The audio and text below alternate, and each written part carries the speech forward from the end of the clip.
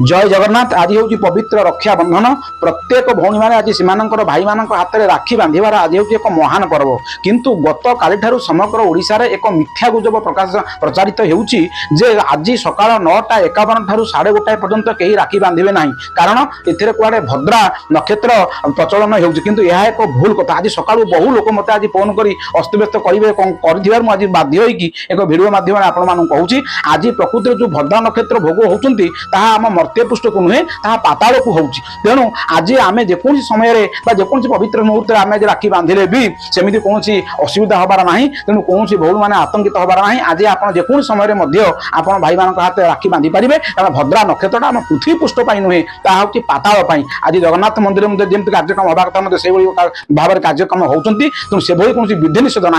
आपण मैंने आज आराम रे आज आप भाई मान हाथ में राखी बांधि पारे, कौन असुविधा ना, कौन भद्रा नक्षत्र प्रभाव ना।